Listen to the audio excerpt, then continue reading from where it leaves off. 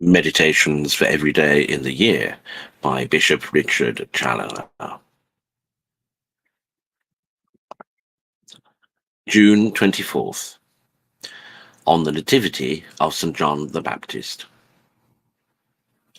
Consider first how just it is that we should show particular honour and veneration to this saint, of whom our Saviour tells us, St. Matthew 11:18, that there hath not risen among them that are born of women a greater than John the Baptist.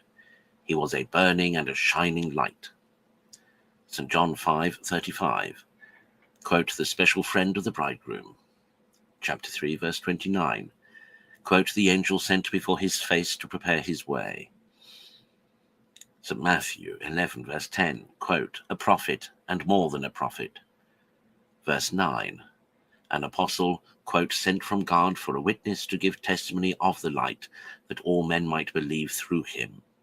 St. John 1, verses 6 and 7. A martyr in laying down his life for justice and truth. A hermit in retiring from his childhood into the deserts, and there consecrating his days and nights to the exercises of devotion and self-denial. A zealous preacher of penance, to reclaim sinners from their evil ways, and to prepare them for Christ. A virgin by the perpetual purity of his life. See here, Christians, what we have to honour in this great saint, what we have to embrace and love in him, and what lessons we are to learn from him. Consider, secondly, that in other saints the Church honours the day of their departure out of this transitory life, which she celebrates as their birthday, because on that day they pass from their dying here below to their true life with God above, and are happily born there where they shall never die. But in St. John Baptist we honour also the day of his birth into this mortal life, by reason of his being sanctified in his mother's womb, and of the wonders which accompanied his birth, which was to the world, sitting till then in darkness and in the shades of death, like the first dawning of the new daylight, which the Son of God, whose forerunner he was coming to bring amongst us.